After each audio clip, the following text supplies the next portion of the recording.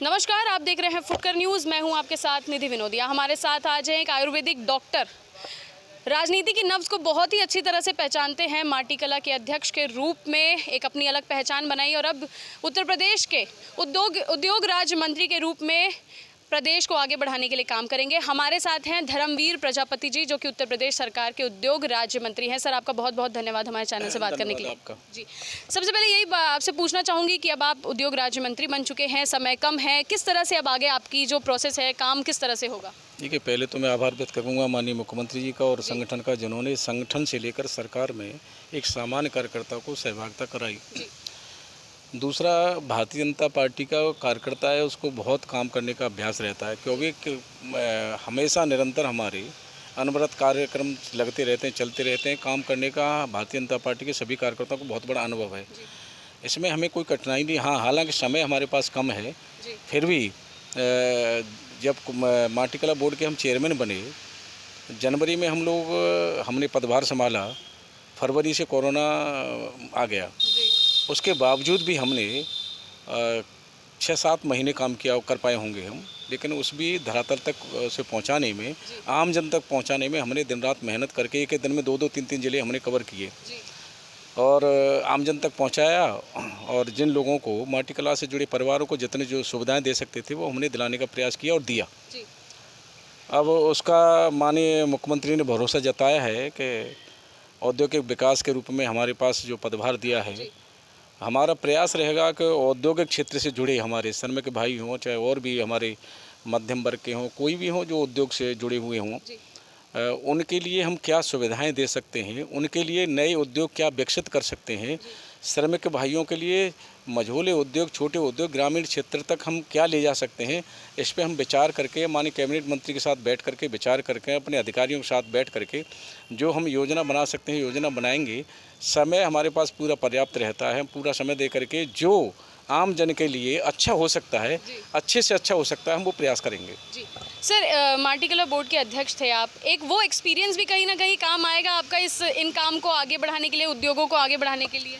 मैं समझ रहा हूँ कि उसका जो अनुभव है, उसी के आधार पर माननीय मुख्यमंत्री ने भरोसा जताया होगा, इसीलिए ये उद्योग विकास जो विभाग दिया होगा। तो उस अनुभव को साथ लेकर के और नया अनुभव, और हमारे अपने सीनियर होंगे, उनके साथ विचार विमर्श करके, ये मेरा नेचर है कि हम कभी राय लेने में संकोच नहीं करते। तो अपने अनुभवी व्यक्तियों से राय लेकर के, हमारे उद्योग से जुड़े हमारे जो उद्यमी हैं, उनके साथ बैठ करके विचार विमर्श करके उनके लिए क्या कर सकते हैं और आम जन के लिए क्या कर सकते हैं, इसमें पूरा प्रयास करेंगे। एक जिला एक उत्पाद जैसी योजनाओं को भी बढ़ावा देने का आप लोगों का प्रयास रहा है सर, और क्या इस योजना को और आगे कंटिन्यू करना चाहेंगे आप, और आगे किस तरह से इसमें और एग्जीक्यूट करेंगे इस योजना को? मैं धन्यवाद करूंगा माननीय मुख्यमंत्री जी का। उन्होंने जिलों में जो उत्पाद थे, उनको एक नई पहचान दिली कि एक जिला एक उत्पाद जो है योजना जो बनाई, उससे एक सभी जिलों को एक नई पहचान मिली। जैसे हमारा आजमगढ़ जिला है, वहाँ टेराकोटा का काम बहुत अच्छा था, ब्लैक पॉटरी बहुत अच्छी थी। वहाँ एक जो है नया उद्योग स्थापित हुआ है, माटी कला से संबंधित एक नया सरकार की तरफ से उद्योग लग रहा है, जगह दी जा रही है, तो वो एक नई पहचान मिली है उत्तर प्रदेश के सभी जनपदों को। ये तो बहुत आभार व्यक्त करने लायक है माननीय मुख्यमंत्री जी का। इन्होंने जो है एक नई पहचान दिलाई, जैसे अलीगढ़ को पीतल नगरी के रूप में नई पहचान दिलाई, तो हम उसको आगे बढ़ाने में उनका सहयोग करेंगे। मुख्यमंत्री जी की तो बात ही वैसे अलग है, हर को पूरा प्रदेश कह रहा है।